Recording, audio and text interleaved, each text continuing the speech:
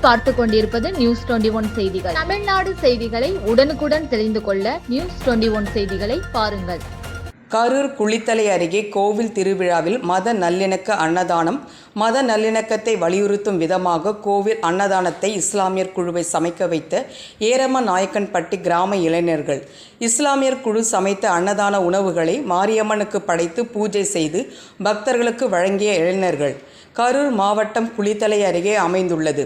ஏரமநாயக்கன்பட்டி கிராமம் குறைந்த அளவிலான குடும்பங்கள் வசிக்கும் இந்த குக்கிராமத்தில் ஸ்ரீ மாரியம்மன் மற்றும் காளியம்மன் திருக்கோவில் திருவிழா இன்று தொடங்கி அடுத்த 3 நாட்கள் நடைபெறுகிறது. இந்த நிலையில் முதல் நாளான இன்று தீர்த்தக்குடம் எடுத்து 300க்கும் மேற்பட்டோருக்கு மத நல்லிணக்க அன்னதானம் வழங்கப்பட்டது.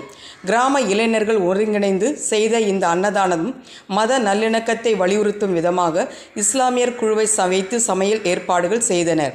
சர்க்கரை பொங்கல், தயிர் சாதம், காளான் பிரியாணி ஆகிய உணவுகள் சமைக்கப்பட்டு மாரியம்மனுக்கு படைத்து சிறப்பு பூஜை செய்து பக்தர்களுக்கு வழங்கப்பட்டது. தற்போது மதத்தின் அடிப்படையில் காஷ்மீரில் சுற்றுலா பயணிகள் கொல்லப்பட்ட சம்பவத்திற்கு பிறகு பிரிவினை வாதங்கள் முன்னெடுக்கப்பட்ட நிலையில் குக்கிராமத்தை சேர்ந்த படித்த இளைஞர்கள் ஒன்றிணைந்து மத நல்லிணக்க அன்னதானம் வழங்கியது குறிப்பிடத்தக்கது. நியூஸ் 21 தமிழ்நாடு செய்திகளுக்காக கரூர் மாவட்ட செய்தியாளர் சதீஷ்.